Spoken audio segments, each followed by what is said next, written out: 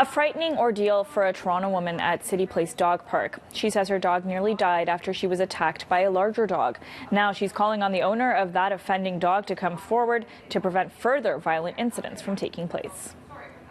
I was all along here and then on the back right here. The bite so big and the attack so sudden. Justine Boomer was at City Place Park with her 10-year-old dog Suki when a larger dog lunged at her pet.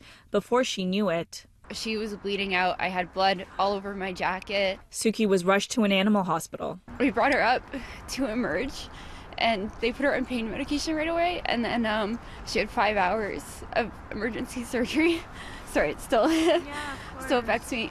Obviously, it's super traumatic, especially us leaving her there, that when they just couldn't really even give us a definitive answer whether she should be okay or not.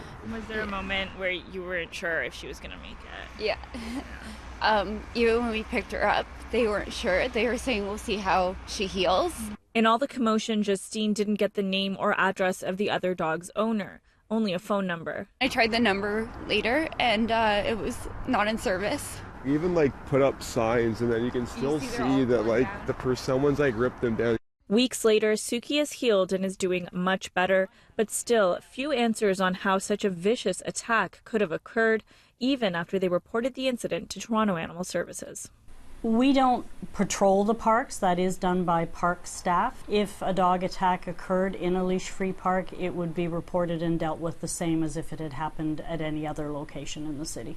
While the investigation is ongoing, without the proper contact information for the other owner, there's not much they can do.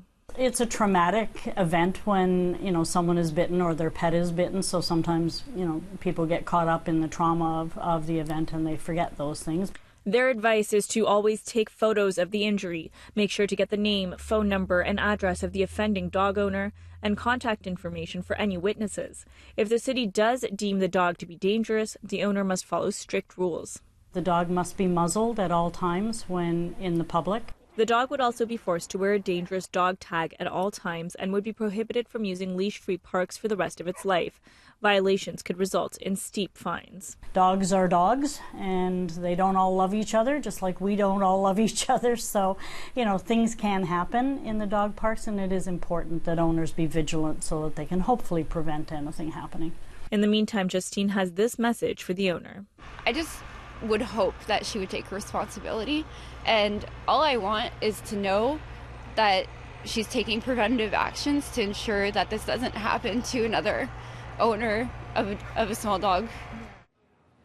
And to report a dog that has bitten or attacked a person or pet, you can call 311 to submit a service request for Toronto Animal Services to investigate, and they only have the authority to investigate dog or coyote bites.